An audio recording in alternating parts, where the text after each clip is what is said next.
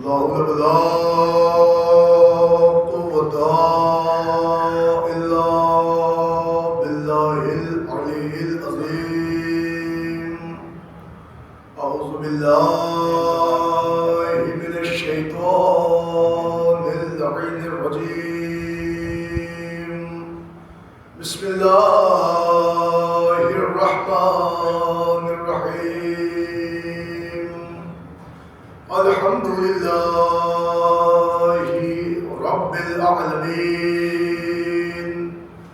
الصلاة والسلام والتحية والإكرام على النبي المكي المدني القرشي الغربي الأمي الفتحي الهاشمي سيدنا ونبينا وشفيعنا وحبيب قلوبنا وطبيب نفوسنا ومولانا ومولى الثقلين جد الحسن والحسين أبي القاسم محمد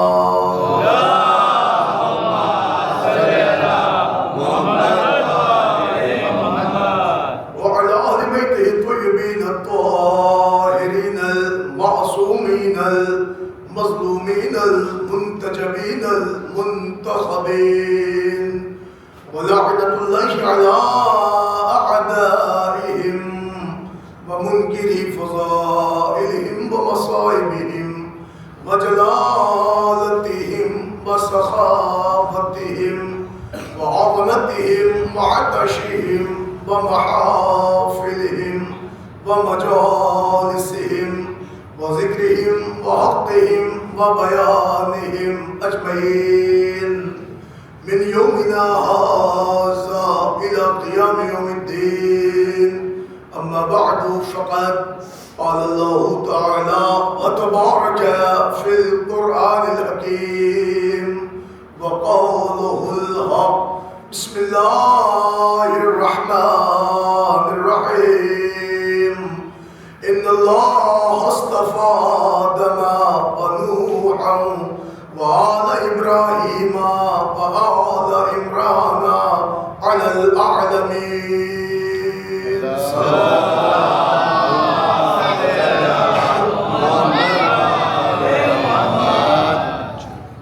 حضرات گرامی قدر، عزاداران حسین مظلوم کربلا، ماتمداران غازی ابوالفضل عباس علیہ السلام، عزیزو آپ کا علم ہے یہ مجلس شہداء کربلا کے فاتحے کے عنوان سے برپا ہوئی ہے اور حکم تھا تعمیل حکم آپ حضرات کی جناب میں شرف حاضری ہے، اور آپ کا علم ہے کہ یہ مجلس کوئی بہت طولانی نہیں ہے، وہ قبل ظہر تمام ہونا ہے، اس لیے کہ ہمارے گھروں میں ایک میت ہو جائے تو پورا گھر، پورا خاندان، پورا کنبہ، سارے عزیز و اقارب مل کے کوئی نہ کوئی شاندار فاتحہ 40واں کرتے ہیں.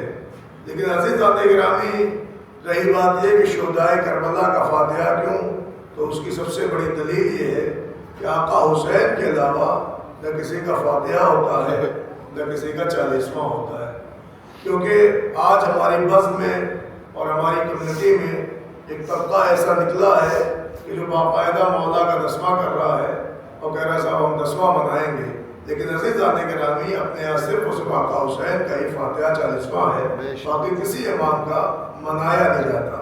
حالانکہ اگر غم حسین وہ نعمت ہے کہ جس کے لیے کسی روز کی قید نہیں ہے، مگر یہ بھی ہے کہ آپ اللہ کی بنائی ہوئی چیزوں کو مسترد کر کے اپنی چیز نہیں لا سکتے. کوئی صاحب یہ کہے کہ صاحب ہمیں عید کے دن مولا کا 10واں منانا ہے، تو آپ عید کے دن مولا کا ذکر کر سکتے ہیں، آپ کے دل میں حسین کی محبت ہے، آپ اشکشانی کر سکتے ہیں، آپ ماتم کر سکتے ہیں، مگر عید کے دن کو آپ ٹال نہیں سکتے، اس لیے کہ اس کو معصومین نے بھی عید قرار دیا ہے. تو عزیزان گرامی، چند دقیقے آپ حضرات کی جناب میں شرف حاضری ہے، لہذا آقا حسین کا فاتحہ 40واں اس لیے بھی منایا جاتا ہے کہ ہمارے سارے امام کے پیچھے بھرا گھر تھا جو ان کے لیے ایصال کرنے کے لیے یا ان کے صف عزا بچھانے کے لیے موجود تھے. مگر آقا حسین کے پیچھے جو بھرا گھر تھا وہ پورے 1 سال قید و بند کے عالم میں تھا کہ جو نہ اپنے آقا کا 40واں ہو سکا نہ فاتحہ ہو چکا۔ یہی وجہ ہے کہ ہم 10 دن بعد جب غریب کربلا کا دن آتا ہے تو ہم ان کا فاتحہ بھی کرتے ہیں اور چہلم پہ باقاعدہ ان کا 40واں بھی کرتے ہیں۔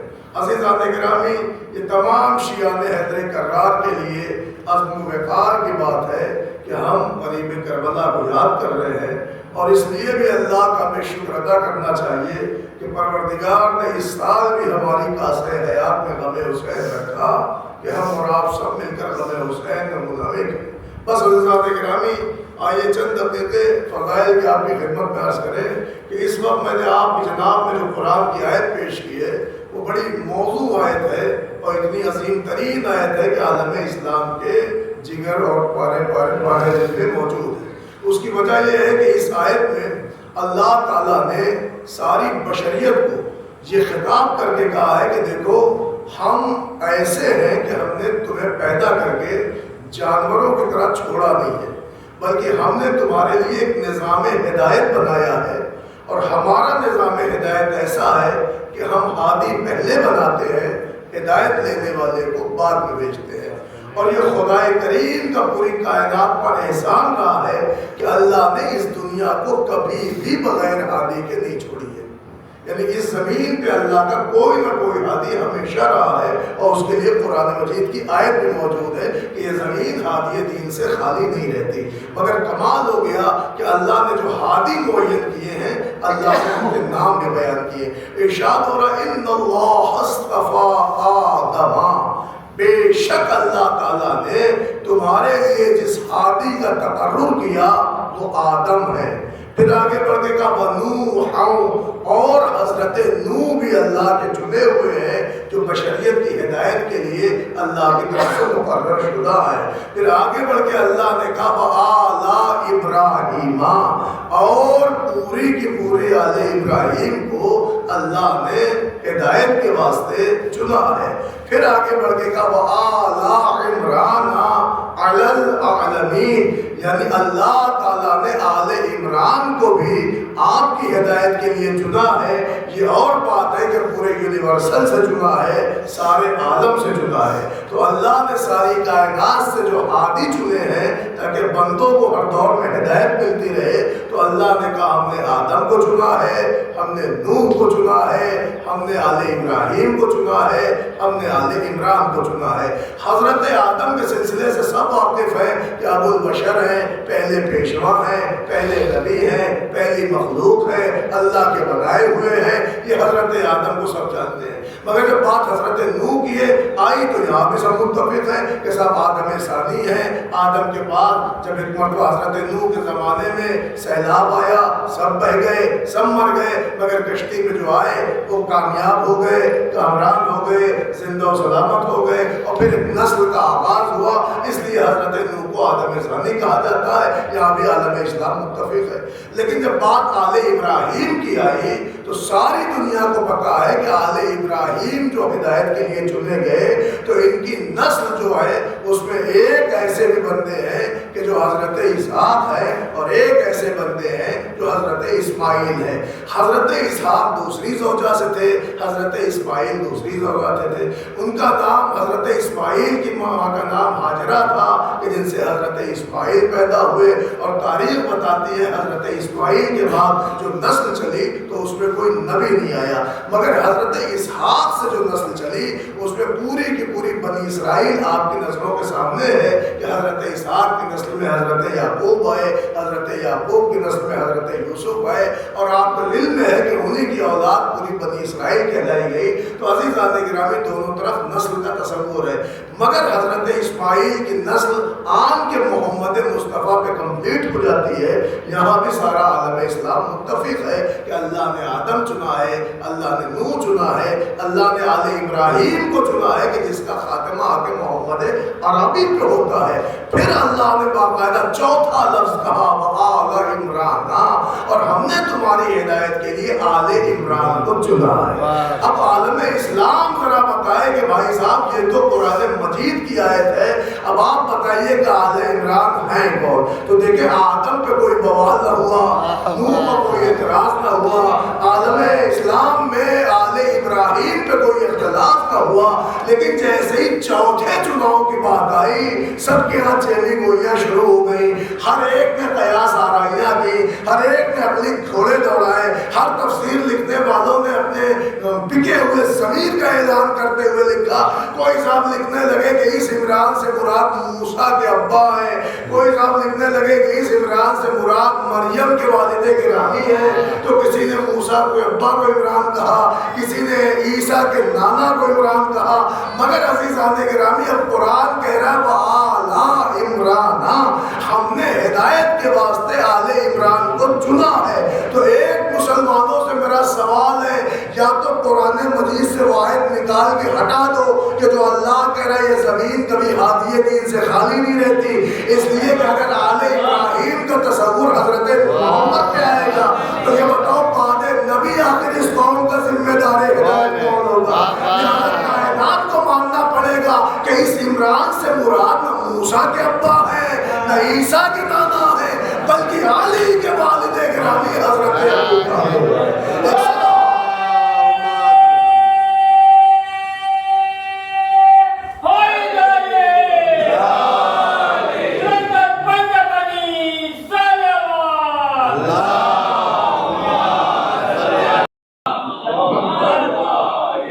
محسوس کریے گا، بہت سمپل بہت دھیرے دھیرے میں آپ حضرات تک یہ بات پہنچا رہا ہوں۔ خاص توجہ ہے اپنے نوجوانوں سے، چھوٹے بھائیوں سے۔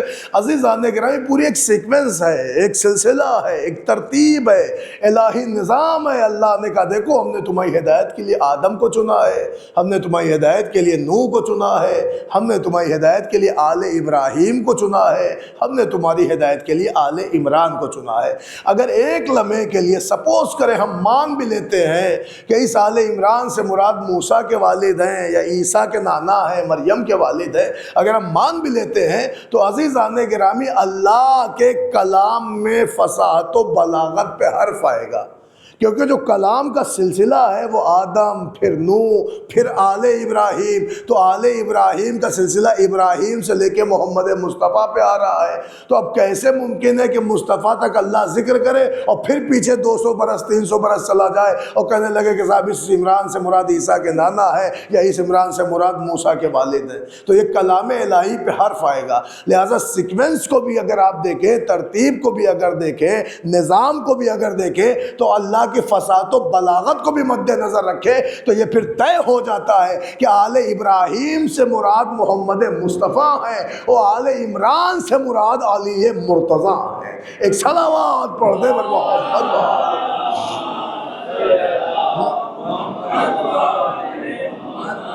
اب عزیزان گرامی رہی بات یہ کہ دشمنان دین کو قرآن مجید کے یہ لفظ ہضم کیسے ہو کہ صاحب حضرت ابو طالب لکھ لیں، اس لیے کہ انہوں نے پہلے ہی سے ایک قرینہ بنا لیا ہے کہ معاذ اللہ ابو طالب مومن نہیں تھے، ابو طالب ایمان نہیں لائے تھے، ابو طالب نے کلمہ نہیں پڑھا تھا۔ تو اب قرآن مجید میں اگر وہ یہ کہتے ہیں کہ صاحب اس سے مراد ابو طالب ہے، اس عمران سے مراد، تو خود انہی کا ہاتھ انہی کے رخسار پہ آئے گا، وہ خود اپنے ہاتھوں اپنا تماچا ماریں گے۔ لہٰذا انہوں نے یہ کہا کہ صاحب اس سے مراد کسی اور کو دے دیا جائے۔ تو جس کو یہ مراد بنا رہے ہیں وہ بھی کسی اینگل سے یہاں سیٹ نہیں ہو رہے ہیں، نہ عیسیٰ کے نانا سیٹ ہو پا رہے ہیں، نہ موسیٰ کے ابا سیٹ ہو پا رہے ہیں۔ لیکن عزیزان گرامی اگر پورا سلسلہ دیکھیں تو اس عمران سے مراد جو قرآن میں لفظ ہے اس سے مراد جناب ابو طالب ہے۔ اب آئیے میں آپ کو شیعہ سنی بھی روایت سنا دی ہوں، تفسیر بھی سنا دوں تاکہ آپ کو ایک اور کڑی مل جائے۔ ہمارے نبی پاک حضرت محمد مصطفیٰ صلی اللہ علیہ وآلہ وسلم، اب حضور کے پاس بندے آئے اور آن کے کہنے لگے حضور یہ بتائیے جو قرآن مجید میں سیکوینس سے آیت موجود ہے اور ہادیان دین کا تذکرہ کیا گیا ہے کہ اللہ نے آدم کو بھیجا، نوح کو بھیجا، آل ابراہیم کو بھیجا، آل عمران کو بھیجا، سرکار ذرا ہمیں یہ بتا دیں اللہ کے بھیجے ہوئے بندے تو سمجھ میں آئے، آدم سمجھ میں آئے، نوح سمجھ میں آئے، آل ابراہیم سمجھ میں آتی ہے، مگر حضور یہ بتائیں کہ آل عمران کون ہے؟ تو حضور نے اپنے سینے پہ ہاتھ مار کے کہا جیسے آل ابراہیم سے مراد میں ہوں ویسے ہی آل عمران سے مراد علی ہے۔ اور فرما رہے ہیں آپ دیکھیں 2 دلیلیں آپ تک پہنچ گئی. ایک قرآن مجید کی آیت کہ عمران لفظ سرکار ابو طالب کے لیے ہے، اور دوسرے علماء اہل سنت اور شیعہ سب کے یہاں کی تفاسیر کہ جس سے مراد آل ابراہیم سے مراد محمد ہے، وہ آل عمران سے مراد ہمارے مولا حضرت علی ہے. ٹھیک، 2 دلیلیں. اب چونکہ عالم اسلام نے اتنا غلط عقیدہ بنا لیا ہے کہ سرکار ابو طالب کلمہ نہیں پڑھے تھے، معاذ اللہ مومن نہیں تھے، ایمان نہیں لائے تھے، لہذا وہ کرے تو کیا کرے. مگر عزیزان گرامی آپ اس فکر میں نہ رہیے گا کہ یہ کوئی آج کا کیس ہے. یہ کیس واقعی 1400 سال پرانا ہے، یا یوں کہا جائے کہ سرکار ابو طالب کے بغض میں پیدا ہوا یہ وہ مسئلہ ہے، یا یوں کہوں کہ یہ وہ لاش ہے کہ جو اتنی 1400 سال پرانی ہے، جسے عالم اسلام آج بھی کاندھا دے رہا ہے اور ہوا دی جا رہی ہے کہ سب کلمہ نہیں پڑھا، مومن نہیں تھے، ایمان نہیں لائے. اب آپ کو بتائیں کہ کیسے 1400 سال پرانی ہے. آپ کے مولا کائنات کے پاس ایک بندہ آیا، کہا سرکار ہم آپ کی فضیلتوں سے واقف ہیں، وہ آپ کی عظمتوں کے قائل ہیں، مگر سرکار بڑا افسوس ہوتا ہے جب یہ سنتے ہیں کہ معاذ اللہ آپ کے بابا ایمان نہیں لائے تھے تو وہ جنت میں جا نہیں پائیں گے. یہ خود مولا علی سے کہا گیا کہ آپ کے بابا ایمان نہیں لائے تھے تو وہ جنت میں تو جا نہیں پائیں گے. امیر کائنات نے اس کی آنکھوں میں آ کے ڈال کے کہا بدبخت، تو علی کو جانتا ہے کہ علی ہے کون؟ کہ سرکار آپ کی ساری فضیلتیں سن رکھی ہیں. کہ کیا سنا ہے؟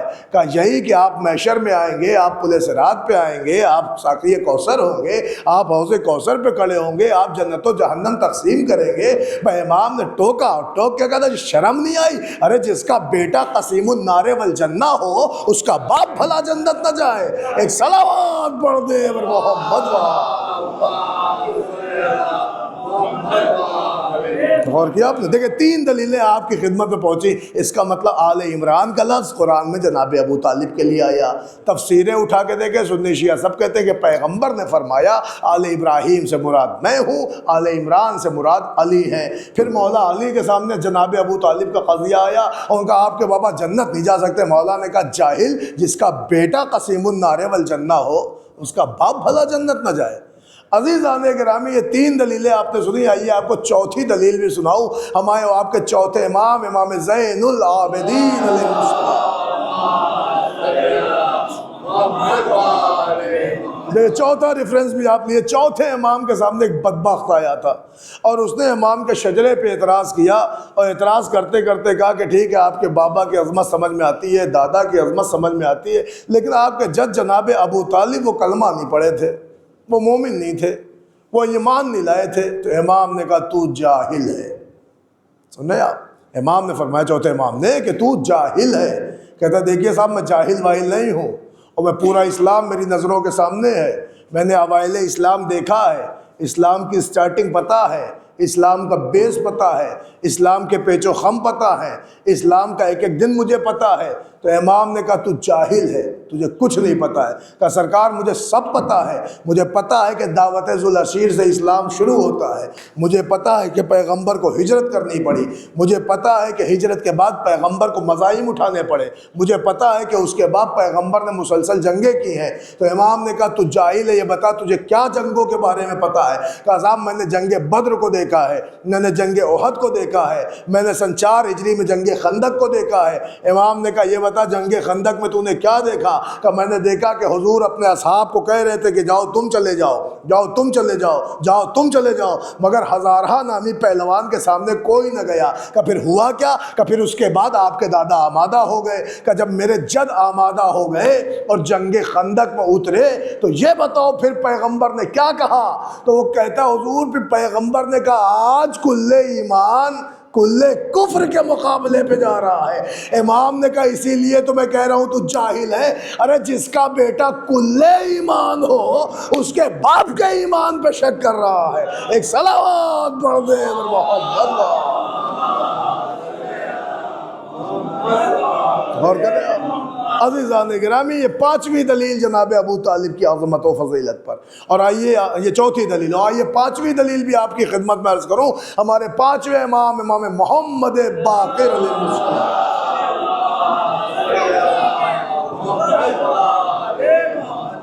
ہمارے 5ویں امام کی حدیث باقاعدہ موجود ہے. جب کسی نے پوچھا سرکار ابو طالب کے بارے میں، آپ کے جد کے بارے میں، مولا آپ کے دادا پردادا کی ذرا عظمت بتائیں، سنتے ہیں کہ ایمان نہیں تھا، سنتے ہیں کہ کلمہ نہیں پڑھے تھے، سنتے ہیں کہ مومن نہیں تھے، سنتے ہیں بسا اوقات لوگ کہتے ہیں جنت میں نہیں جا پائیں گے۔ تو سرکار ذرا ان کے بارے میں بتائیے۔ اب آپ اپنے پانچویں مولا کی حدیث سنیے جو انہوں نے اپنے جد کی فضیلت و عظمت میں حدیث ارشاد فرمائی۔ ہمارے پانچویں امام فرماتے ہیں کہ روز محشر اگر میزان عدالت میں اللہ کی ترازو میں ایک پلڑے میں ساری کائنات کا ایمان رکھا جائے اور دوسرے پلڑے میں فقط میرے جد کا ایمان رکھا جائے تو تم اپنی آنکھوں سے دیکھو گے کہ کائنات کے ایمان کے آگے میرے جد کا ایمان کا پلڑا بھاری ہوگا اور میرے جد کے ایمان کے آگے کائنات کا ایمان اٹھ جائے گا۔ عزیزان گرامی دیکھیں پانچ دلیلیں آپ نے سرکار ابو طالب کی عظمت پر غور کر لی۔ اس کا مطلب یہ ہوا کہ قرآن میں جو لفظ عمران آیا ہے اس سے مراد جناب ابو طالب، پیغمبر کا اسٹیٹمنٹ موجود کہ صاحب آل ابراہیم سے مراد میں، آل عمران سے مراد علی، پھر ہمارے خود مولا علی کا اسٹیٹمنٹ موجود جس کا بیٹا قسیم النار والجنہ ہو اس کا باپ بھلا جنت نہ جائے، پھر چوتھے امام کا یہ باقاعدہ قول موجود کہ جس کا بیٹا کل ایمان ہو اس کے باپ کے ایمان پہ شک کر رہا ہے، پھر پانچویں امام کی یہ حدیث موجود کہ جو پوری کائنات کے ایمان میں سب سے زیادہ مقوی اور قوت والا اگر کسی کا ایمان ہے تو وہ ہمارے جد حضرت ابو طالب کا ایمان ہے۔ عزیزان گرامی یہ پانچ دلیلیں میں نے آپ حضرات کی خدمت میں وہ پیش کی ہیں کہ جو کہیں قرآن ہے، کہیں تفسیر ہے، کہیں حدیث ہے، کہیں معصوم کا قول ہے، کہیں کسی سرکار کا اسٹیٹمنٹ ہے۔ یہ وہ دلیلیں ہیں کہ جس سے حضرت ابو طالب کی عظمت کائنات عالم میں بالکل نمایاں ہے۔ اب آپ اندازہ لگائیں کہ کتنی پاپولر اور کتنی عظیم ہستی سرکار ابو طالب کی ہے، مگر یہ بھی سچائی ہے کہ تاریخ نے کبھی ہمارے ساتھ انصاف نہیں کیا، اور یہ دنیا جانتی ہے کہ تاریخ ہمیشہ سیاست، ہمیشہ حکومت کے ماتحت ہوتی ہے۔ کوئی بھی تاریخ ہو، کسی دور کی تاریخ ہو، حکومت پر ضرور حکومت کے ماتحت ہوتی ہے اور حکومت اس پر اثر انداز ہوتی ہے۔ دور حاضر کو آپ دیکھ لیں، اگر کہیں کوئی حادثہ ہو جائے، 100 لوگ مر جائیں تو میڈیا بتائے گی 5 لوگ مرے ہیں، 10 لوگ مرے ہیں، کیونکہ تاریخیں ہمیشہ حکومت پہ اثر انداز، زیر اثر ہوتی ہیں، تاریخوں پہ اثر رہا ہے، مگر تاریخ کہتی ہے کہ ہمارے ساتھ تاریخ نے کبھی انصاف کیا ہی نہیں، اس لیے کہ دنیا نے اسے کافر کہہ دیا اور اس کے ایمان پہ انگلی اٹھا دی کہ جس نے ساری کائنات کے سامنے باقاعدہ طور سے نظریہ قائم کر دیا، یعنی جب ساری دنیا محمد کے سر کی فراق میں تھی اور عرب کی شمشیریں محمد کے سر کی مشتاق تھی اور نیزے کڑک رہے تھے کہ سینے محمد میں وارد ہو جائیں، تاریخ کہتی ہے ایسے میں کوئی محافظ محمد بن کے کھڑا تھا تو اس ذات کا نام ابو طالب تھا۔ ایک بار اور صلوات پڑھ لیں۔ خیریت اللہ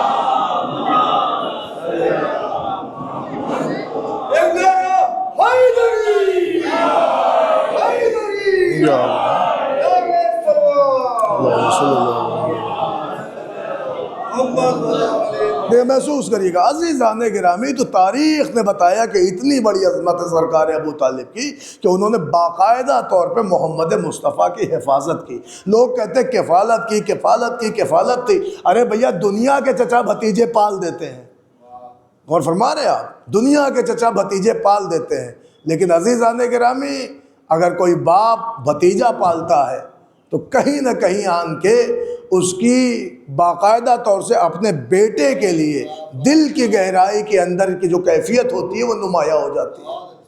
دیکھیں پال دینا آسان ہے، پڑھا دینا آسان ہے، جوان کر دینا آسان ہے، اور ایک منزل پہ یہ کہہ دینا کہ دیکھو بھیا یہ تمہارا حق ہے، یہ فلاں کا حق ہے۔ سمجھ رہے ہیں آپ؟ ہم سے جو ہو سکتا تھا ہم نے کر دیا، تمہیں اس منزل تک پہنچا دیا، اس لیول پہ لا کے کھڑا کر دیا۔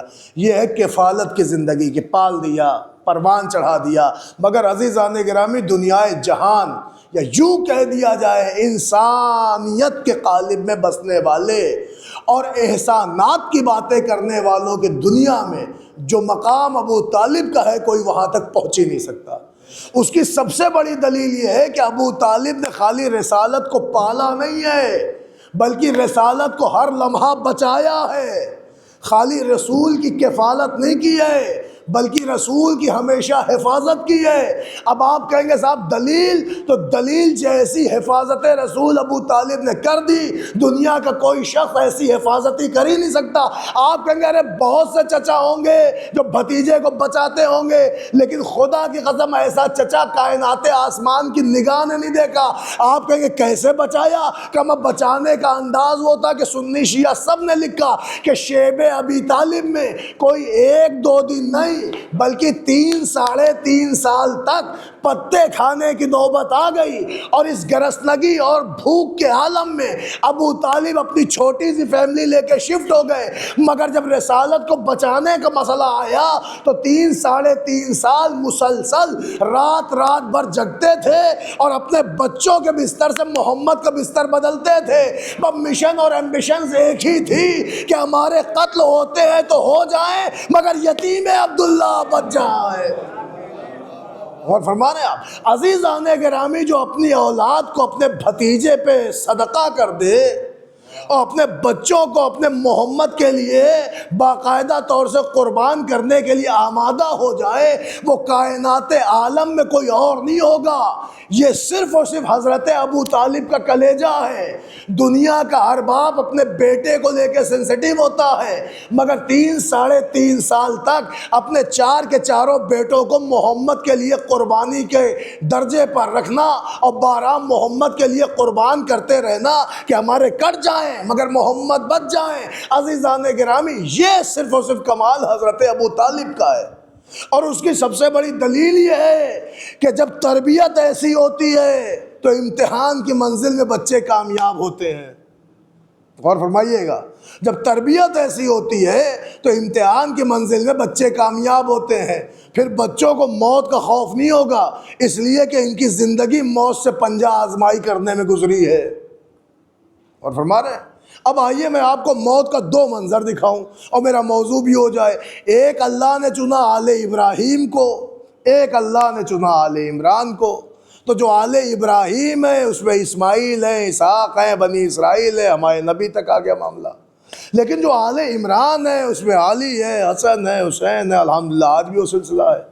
غور فرما رہے ہیں آپ، لیکن میں اس 2 سلسلے کو صرف ایک معیار پہ لا کے رکھ رہا ہوں تاکہ آپ دیکھیں کہ تربیت کا کتنا گہرا اثر ہوتا ہے۔ تاریخ کہتی ہے کہ جو آل ابراہیم ہے ان کا بھی تذکرہ قرآن میں ہے، چنانچہ جو معمار کعبہ تھے، خلیل خدا تھے، اللہ کے دوست تھے، وہ خواب پہ خواب دیکھ رہے تھے۔ جب انہوں نے مسلسل 3 دن خواب دیکھا تو اپنے بیٹے کے پاس آئے اور کہنے لگے یا بنیا انی ارا فی المنام، اے میرے لال میں نے خواب دیکھا ہے کہ میں خواب میں نے یہ دیکھا ہے کہ میں تمہیں ذبح کر رہا ہوں، اور میرے لال میں نے 1 دن نہیں دیکھا، 3 دن خواب دیکھا ہے۔ جیسے باپ نے اپنے بیٹے کو اپنا خواب بیان کیا تو یہ بھی دیکھیں عظمت کے مسئلے ہیں، اور باپ ہوتا ہے، بیٹا ہوتا ہے۔ باپ نے کہا میرے لال میں نے 3 دن خواب دیکھا کہ میں تمہیں ذبح کر رہا ہوں، اب بتاؤ تمہیں کیا مرضی ہے؟ آواز اسماعیل قرآن میں درج ہے، ارشاد ہوا یا ابتی افعل ما تؤمر، اے بابا جان آپ وہی کیجئے جو آپ کو حکم ہوا ہے۔ اس کا مطلب معصوم نے معصوم سے خواب بتایا، معصوم نے معصوم کو جواب دیا کہ آپ وہ کریں جو آپ کو حکم ہوا ہے۔ اس کا مطلب معصوم کا خواب نہیں ہوتا، حکم الہی ہوتا ہے۔ غور فرما رہے ہیں آپ، خواب دیکھا اور بیٹے سے کہا بابا جان آپ کریے، افعل ما تؤمر، وہ کریں جو آپ کو حکم ہوا ہے۔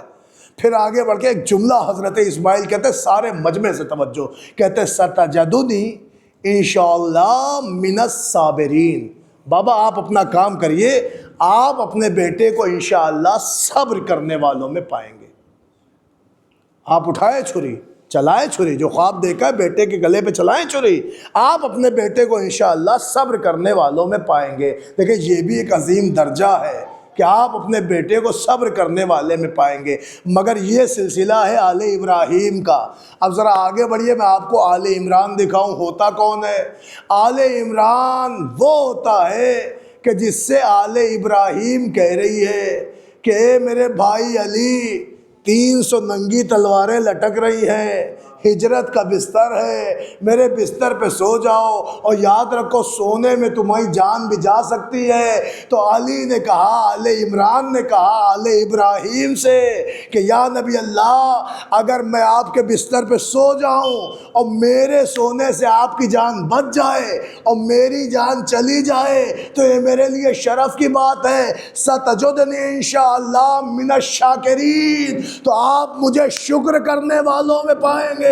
اب زمانہ آ کے دیکھے، ایک طرف آل ابراہیم ہے، ایک طرف آل عمران ہے، یہاں بھی موت کا بازار ہے، یہاں بھی موت کا بازار ہے، وہاں بھی موت کی باتیں ہیں، یہاں بھی موت کی باتیں ہیں، وہاں بھی چھری چلنے کی بات، یہاں بھی ننگی تلواریں۔ میں ایک مرتبہ دونوں میں فرق دیکھیں کہ ایک جو چھری کے نیچے لیٹے گا وہ کہہ رہا آپ مجھے صبر کرنے والوں میں پائے گئے، اور وہ جو 300 ننگی تلواروں میں لیٹے گا وہ کہہ رہا آپ مجھے شکر کرنے والوں میں پائیں گے۔ اب سمجھ میں آیا کہ آل ابراہیم اور آل عمران کا معیار کتنا ہے۔ میں زمانے سے پوچھنا چاہتا ہوں، یہ بتاؤ صبر کہاں ہوتا ہے، شکر کہاں ہوتا ہے؟ دنیا کہتی اگر کوئی نعمت جائے تو صبر ہوتا ہے، اور اگر کوئی نعمت ملے تو شکر ہوتا ہے۔ اب سمجھ میں آیا کہ منزل شہادت پر اسماعیل کہہ رہے میں صبر کروں گا اور علی کہہ رہے میں شکر کروں گا۔ ایک صلوات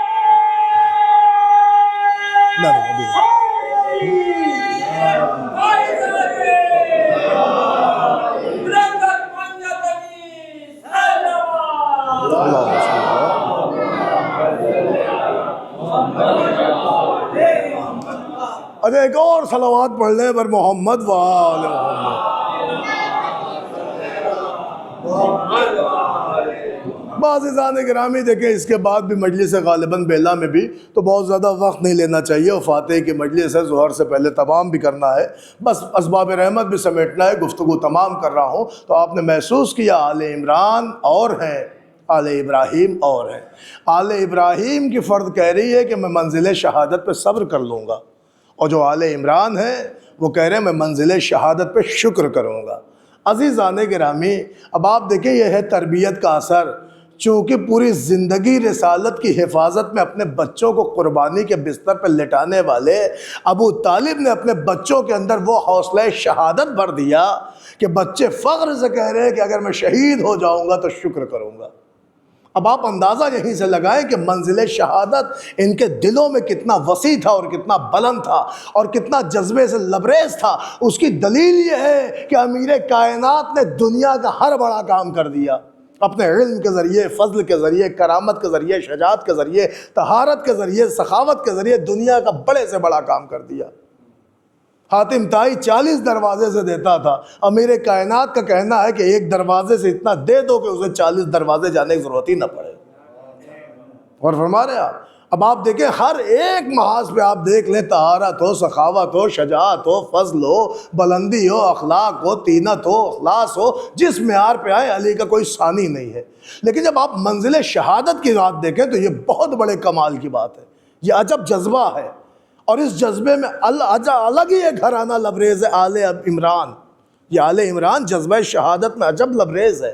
آپ کہیں گے دلیل کیا آسان تھا کہ احد میں جہاں سارے مسلمان بھاگ کھڑے ہوں وہاں کوئی تن و تنہا کھڑا رہ جائے؟ لیکن علی نے وہاں باقاعدہ اپنی پاپولیرٹی کا اعلان نہیں کیا۔ بدر میں جتنا پورے لشکر اسلام نے مل کے دشمن مارا تھا اتنا اکیلے علی نے مارا، مگر علی نے اپنی فضیلت کا قصیدہ نہیں پڑھا۔ کوئی مسلمان عمرو ابن عبدود کے سامنے ٹک نہیں رہا تھا، علی اس کا سر لے کے آئے، سارے قصیدے پیغمبر نے پڑھے، علی نے کبھی اپنا کالر اونچا نہیں کیا۔ اور فرما رہے ہیں 39 دن تک خیبر فتح نہ ہوا۔ جب علی مدینے سے خیبر پہنچے تو تاریخ کہتی علی نے 9 میں خیبر فتح کر دیا، مرحب و انتر کو 2 نیم کر دیا اور تاریخ اسلام میں ایک باب کھول دیا، اور یہ فتح و کامیابی علی کے سر پہ باندھی گئی۔ مسلمان خیبر کو لوٹ کے امیر بھی ہو گئے، مگر علی نے باقاعدہ طور پہ اپنی فتح و کامیابی کا اعلان نہیں کیا۔ غور کیا آپ نے؟ عزیزان گرامی، حد تو یہ ہو گیا کہ علی کی تلوار دیکھ کے سارے کفار سرنڈر ہو گئے، اور سن 8 ہجری میں باقاعدہ لوگ مسلمان ہونا شروع ہوئے اور فتح مکہ ہو گیا۔ تاریخ کہتی علی نے کبھی اس کا سہرا اپنے سر نہیں باندھا۔ سن 9 ہجری میں مباہلہ آیا اور مباہلے میں سارے مردوں کی طرف سے اکیلے تن و تنہا گئے، مگر علی نے اس پہ فخر و مباحت نہیں کیا۔ تاریخ کہتی سن 10 ہجری آئی اور سن 10 ہجری میں اللہ کے قول کے مطابق اور اللہ کے حضور سے پیغمبر نے سارے 1.25 لاکھ حاجیوں میں اگر کسی کی ولایت کا اعلان کیا تو مولا مشکل کشا کی ولایت کا اعلان کیا، کبھی علی نے اس پہ فخر و مباحت نہیں کیا۔ غور کر رہے آپ؟ حد تو یہ ہو گئی کہ بعد پیغمبر مولا کائنات نے حالات کو مشاہدہ کیا، اور جب وہ زمانے آئے کہ علی سے جنگ ہی ہوئی تو جمل میں علی نے لوگوں کے دانت کھٹے کر دیے، مگر علی نے اس پہ باقاعدہ فخر نہیں کیا۔ باب جمل کے بعد صفین دیکھے، صفین میں باقاعدہ مولا کائنات نے رات بھر تلواریں چلائی کہ کونیوں سے خون نکل رہا تھا، اور امیر شام کی بہت بڑی فوج باقاعدہ طور سے بالکل سرما ہو کے نکل رہی تھی اور سرما بن گئی تھی، مگر کبھی علی نے اپنی فتح و کامیابی پہ فخر نہیں کیا۔ لیکن واقعی آل عمران وہ تھے کہ جس میں جذبہ شہادت اتنا بھرا ہوا تھا کہ جب سن 40 ہجری میں دھوکے سے زہر آلود تلوار علی کے سر پہ ماری گئی تو وہی علی تڑپ کے کہہ بیٹھے کہ واللہ آج ارکان ہدایت منہدم ہو گیا۔ اور پھر علی نے یہ جملہ تڑپ کے کہا فزت برب الکعبہ، رب کعبہ کی قسم علی آج کامیاب ہو گیا۔ اس کا مطلب آپ جذبہ شہادت دیکھیں، یہ ہوتے ہیں آل عمران۔ عزیزان گرامی، جن کی گھٹیوں میں جذبہ شہادت پرویا تھا اور اس شہادت کی امنگیں تھیں اور شہادت سے لبریز تھا یہ خانوادہ، یہی وجہ ہے سر پہ ضربت لگی تو امیر کائنات کہتے ہیں خدا کی قسم آج علی کامیاب ہو گیا۔ اور یہ جذبہ شہادت اگر آپ کو دیکھنا ہے تو اولاد علی میں دیکھیں، ابو طالب کے خون میں دیکھیں۔ جب کبھی کسی چچا نے بڑھ کے پوچھا میرے لال کیف الموت عندک، یہ موت تیرے نزدیک کیسی ہے، تو 13 برس کے شہزادے نے کہا احلی من الاصل، یہ موت ہمارے نزدیک شہد سے زیادہ شیریں ہے۔ عزیزان گرامی، اس کا مطلب یہ جذبہ شہادت سے بھرا ہوا خانوادہ تھا کہ جہاں موت کو گلے لگانے کی ایک ہوڑ مچی تھی، اور آقا حسین سے بارہا اجازت لی جا رہی تھی مگر امام حسین اجازت نہیں دے رہے تھے۔ لیکن جب بھائی کی تعویذ لائی گئی تو بھائی نے بھائی کی تحریر دیکھی تو آنکھوں سے آنسو ٹپک پڑے۔ عزیزان گرامی، قاسم گلگوں مارا گیا، حسین کا بھتیجا مار ڈالا گیا، حسن کی نشانی مار ڈالی گئی۔ ہاں عزیزو، آج 12 محرم ہے، آج گھر گھر ہمارے سارے گھروں میں غریب کربلا کا فاتحہ ہوتا ہے، مگر یہ عجیب کہانی ہے کہ کل تک یہ ہوتا تھا کہ جس گھر میں میت ہوتی تھی اس گھر میں فاتحہ کی مجلس ہوتی تھی۔ آج ہر گھر حسین کا سوگوار ہے، آج ہر گھر سے باقاعدہ حسین کے فاتحہ کی مجلس ہو رہی ہے۔ آج کوئی ایسا دل نہیں ہے کہ جو اپنا سوگ کا اظہار نہیں کر رہا ہے، آج کوئی ایسا بندہ نہیں ہے کہ جو حسین کے اوپر رو نہیں رہا ہے، اس لیے کہ ان کی غربت پہ کیوں نہ رویا جائے کہ جس پر رونے والوں کی کمی نہ تھی مگر رونے نہ دیا گیا۔ اللہ اکبر۔ حالانکہ حسین پہ آسمان رویا، حسین پر زمین رویا، حسین پہ زمین روئی، حسین پہ پتھر رویا، حسین پہ پرندے روئے، حسین پہ جانور روئے۔ عزیزان گرامی، میں کیا عرض کروں کہ حسین پہ کون کون نہیں رویا، مگر ہاں آؤ 2 جملے سن لو، میں مجلس تمام کر رہا ہوں اس لیے کہ آج کسی ایک کا فاتحہ نہیں ہے، آج شہدائے کربلا کا فاتحہ ہے، آج انصار حسین کا فاتحہ ہے، آج اصحاب حسین کا فاتحہ ہے، آج گود کے پالوں کا فاتحہ ہے، آج اس بیکس کا فاتحہ ہے جس کی لاش غریب زہرا اٹھا اٹھا کے لاتا رہا۔ شاعر نے کیا شعر کہا تھا، کبھی لاش رکھی کبھی رو دیے، اسی شغل میں شاد دن بھر رہے۔ اے جوانوں، اگر آپ سے کوئی پوچھے کہ آپ کا مشغلہ کیا ہے تو آپ کہو کہ ہم ناشتہ کرتے ہیں، ہم چائے پیتے ہیں، ہم کاروبار کے لیے نکلتے ہیں، پھر وقت نماز ہوتا ہے، ہم مسجد جاتے ہیں، پھر کھانے کا وقت ہوتا ہے، پھر آرام کرتے ہیں، پھر مسجد کا وقت ہوتا ہے۔ یہ تمہارا مشغلہ ہے۔ آؤ ذرا حسین کا مشغلہ دیکھو۔ شاعر کہتا ہے کبھی لاش رکھی کبھی رو دیے، اسی شغل میں شاہ دن بھر رہے، ارے ایک کا جنازہ لا کے رکھے کہ دوسرے کی آواز آتی مولا ما سلام قبول، آئے فاطمہ کا لال۔ عزیزان گرامی، جب اصحاب و انصار کے جنازے اٹھا چکے تو گود کے پالوں کی باری آئی۔ کبھی اپنے اون محمد کے سر بریدہ کو اٹھایا، کبھی قاسم کی لاش کے ٹکڑے چن کے میدان سے گٹھری کی شکل میں لائے، کبھی اکبر کے کلیجے سے برچی کا پھل کھینچا، کبھی اصغر کے گلے سے تیر سہشوبہ نکالا۔ اے عزادارو، وہ بھی لمحہ آیا جب غریب زہرا رخصت آخر کو خیمے میں آئے اور بہنوں کو سلام کر کے کہتے ہو میری غریب بہنوں، غریب بھائی کا سلام لے لو، اجرکم اللہ، اجرکم اللہ۔ عزاداروں، لکھا ہے بہنوں سے رخصت ہوئے، میں تفصیل نہیں پڑھتا، بس دو جملے و مسائل تمام ہے۔ عزیزان گرامی، رخصت ہو کے فاطمہ کا لال میدان کربلا میں آیا، لکھا آقا نے ایک رجز پڑھا اور ایک عجیب خطبہ دیا، ظالموں مجھے کیوں قتل کر رہے ہو؟ میں نے حلال محمد کو حرام تو نہیں کیا، میں نے شریعت میں الٹ پتل تو نہیں کیا، یہ مجھے قتل کیوں کر رہے ہو؟ آواز آ گئی، آمادہ قتل اس لیے ہے کہ بغضاً لأبیک، ہمارے سینوں میں تمہارے باپ کی دشمنی بھری ہے۔ بازاداروں، یہ سننا تھا، حسین نے نیام سے تلوار نکالی، اب جو غضب کا حملہ کیا فوج عادہ کی چیخیں نکل آئی، وہ چیخ کے کہتے تھے حسین رک جاؤ، اکبر کا واسطہ، رک جاؤ عباس کا واسطہ، رک جاؤ قاسم کا واسطہ، مگر جس کے سینے پہ 70 شہداء کا داغ ہو وہ روتا جاتا تھا، تلوار چلاتا جاتا تھا۔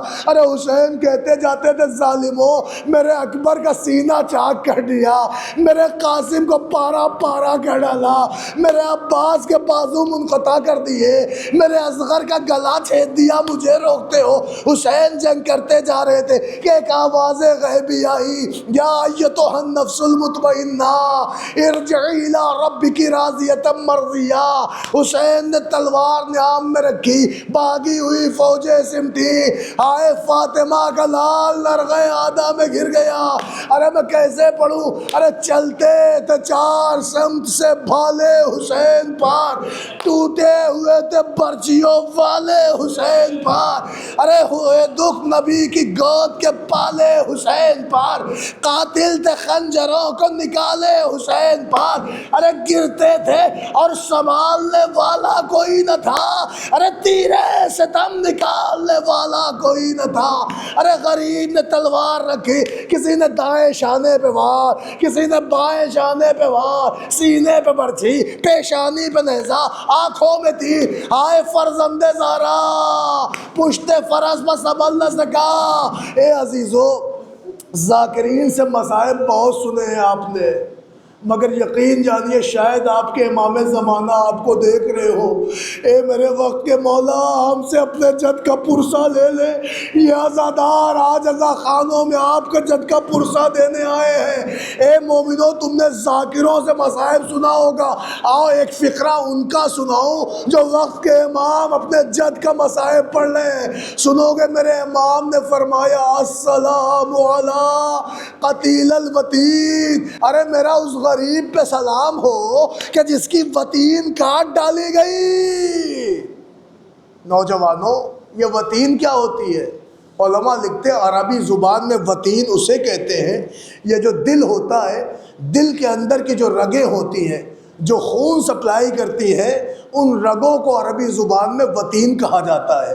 تو پھر امام زمانہ نے یہ سلام کیوں پڑھا، میرا سلام ہو اس غریب پر کہ جس کے دل کے اندر کی رگیں کاٹ ڈالی گئی۔ نوجوانوں، کیا معاذاللہ آقا حسین کا سینہ شگاف کیا گیا؟ کیا دل نکال کے رگیں کاٹ ڈالی گئی؟ کیا وجہ تھی جو مولا نے یہ جملہ کہا کہ میرا سلام اس غریب پر کہ جس کے دل کی رگیں کاٹ ڈالی گئی؟ مجھے کچھ سمجھ میں تو نہ آیا، مگر اتنا سمجھ میں آیا کہ 1900 زخم کھانے والے کو گر جانا چاہیے۔ پھر حسین گھوڑے پہ سنبھلے کیوں تھے، جھوم کیوں رہے تھے؟ تاریخ نے بتایا رہوار کے دونوں طرف نیزہ برداروں کی صفحے تھی.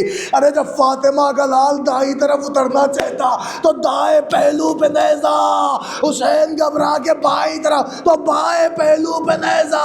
ارے دائیں طرف والے نیزے سے بائیں طرف ڈھکیلے، بائیں طرف والے نیزے سے دائیں طرف. اب جو دونوں طرف سے نیزے چلے، آئے حسین کا کلیجہ نیزے کی انیاں نیزوں سے ٹکرائی. اب سمجھ میں آئے امام زمانہ نے کیوں پڑھا میرا سلام اس غریب پر کہ جس کے دل کے اندر کی رگیں کاٹ ڈالی گئی. اب جو حسین پشت فرس پہ زمین پہ آئے، شبر کا خنجر چلا، فضا میں آواز اللہ قتل الحسین بے کربلا. ارے مقتل سے آئی فاطمہ زہرا کی یہ صدا، امت نے ہم کو لوٹ لیا واہ محمدہ.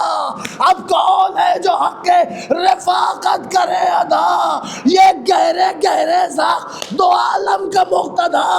ارے 1900 ہے زخم تنے چاک چاک بار، زینب نکل حسین تڑپتا ہے خاک پر.